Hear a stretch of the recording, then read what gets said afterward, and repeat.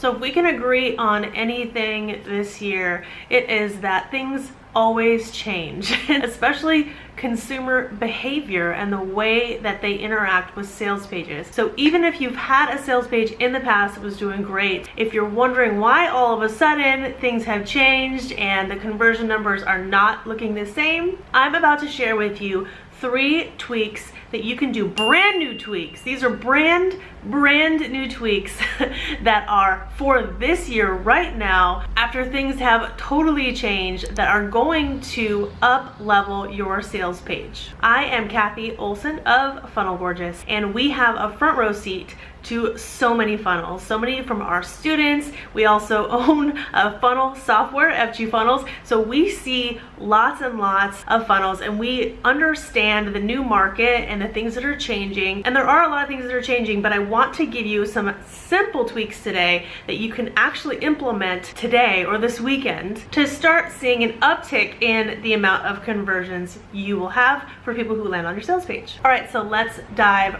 right on in. Number 1, start paying attention to what people are doing on your sales page. And we're gonna do that by a really cool tool called Hotjar, Hotjar.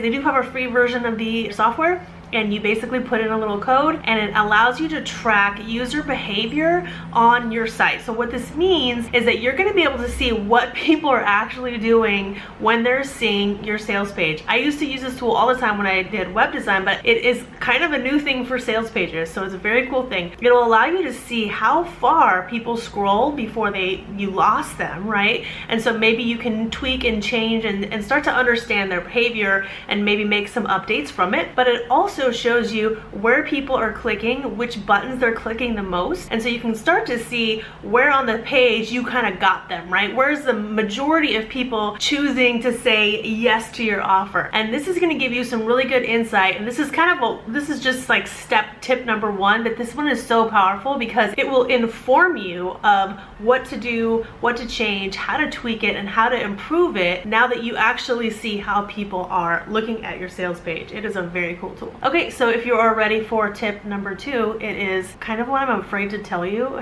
if I'm being honest, because I don't know about the algorithm or anything. Tip number 2 is to actually take your videos off of this platform.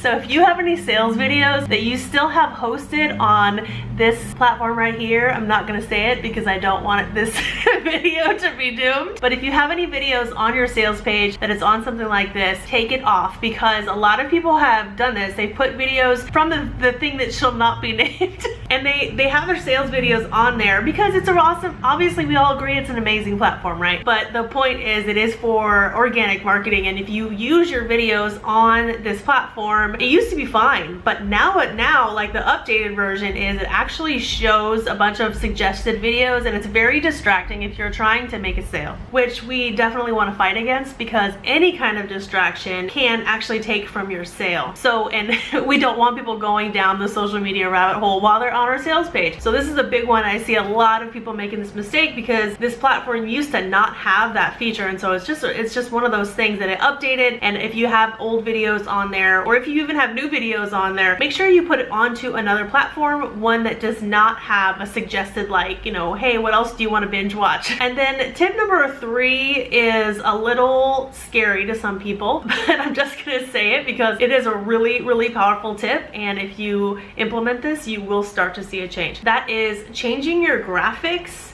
to infographics. The thing is with sales pages is you really don't have a lot of real estate. I mean, you do, like, obviously there's long sales pages, but for the most part, every inch or pixel counts, because at any given point they can get over it. Or this is the thing, people are so desensitized, right, to information right now, and so their brain is constantly saying, as they land on the page, their brain is like trying to talk them out of buying something, right? It's like as soon as they land there, they want to find a way out to say that this isn't for me, because people's attention spans are so much lower than they ever were now. It is really important to use that real estate in any way, shape, or form that can be smart. And now I don't want to say or suggest you take out the graphics, because visuals definitely do help. They help our eyes not get so bored, right? But they help break up some information. They help understand information. Like, it's almost like speaking a little bit of a different language that our brain understands to have these visuals. But what I'm suggesting in this tip here is to just get rid of any graphics that are not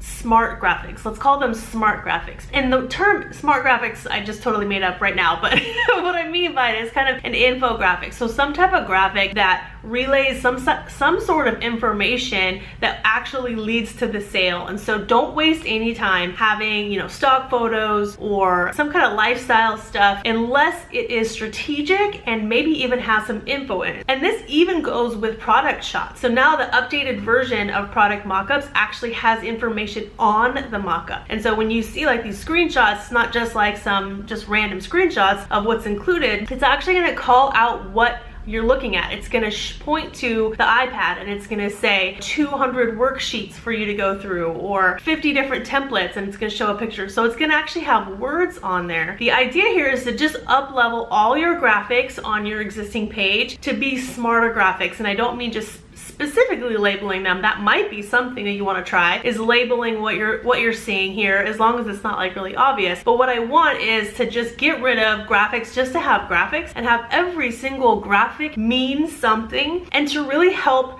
communicate the value of the offer, what's included in the offer, who it's for. And so it does, again, it doesn't have to be writing, but it does have to represent some kind of value to the consumer. And so those are the three things that I have for you today that will really help. They're like, those are really like packed, I know, and it's a lot, especially the 1 and 3. It's a ton to do, but it's gonna help you start to understand how people today are shopping through sales funnels, how they're making decisions, and it's gonna help you improve this entire process. If you'd like me to go into more detail on those tips and kind of show you some examples, I'd love to hear down in the comments if that's something you would like, or if you have any questions, always let us know down in the comments. Make sure to like and subscribe if you love this type of content, and good luck with your funnels. I know you're gonna do amazing, and I would love to hear how it goes for you guys. I'll see you on the next one. Thanks, guys.